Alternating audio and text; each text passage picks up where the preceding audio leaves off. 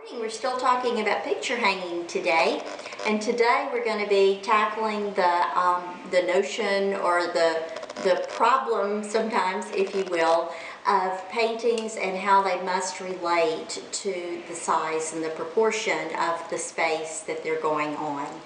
In this case, we had a painting that was very special to the homeowners. It was painted by a family member.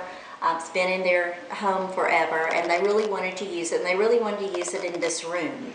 But when we got here, we were dealing not only with the size of the chest that it was going over, but with the size of the wall. We've got tall ceiling heights here. We had a beautiful space in between, and the picture was just too small. It just looked skimpy, no matter how we tried to arrange it. Even with the drapery panels that will be coming in a little later, it still felt skimpy. So the issue for me was, what can I do that will be creative, that will allow them to still have this puzzle piece that tells the story of their family and keeps it personal for them, keeps it fresh, and still looks right from a designer's perspective. So we had taken some wood that came off of their property, their family farm. So again, it's layering that family history in. And we had used it in the area behind us for the range over, for the hood over the range in the kitchen. So we had some of the wood left over, and I said, well, what if we bring that design element, that extra texture from the kitchen on into the dining room? And what if we have the trim carpenter just simply tack some of these planks together from the tongue and groove? Then we had him come and add this little trim detail. So it's almost like a shadow box effect.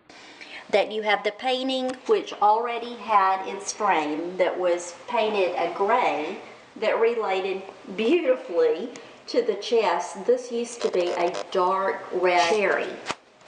Too red to go in this house. So the homeowner was having fun with some Annie Sloan chalk paint.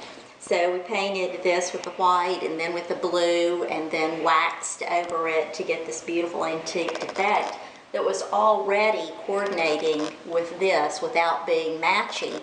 So then we came back and layered the natural wood with it, took a semi-transparent exterior stain that we had used on the flip side of this wall on the exterior shutters, brought that into the space. So suddenly we have a cohesiveness of all the design elements and the added benefit that the art became much heftier, much more important, and a visual statement that immediately draws your eye because of the way that it is not only framed but positioned.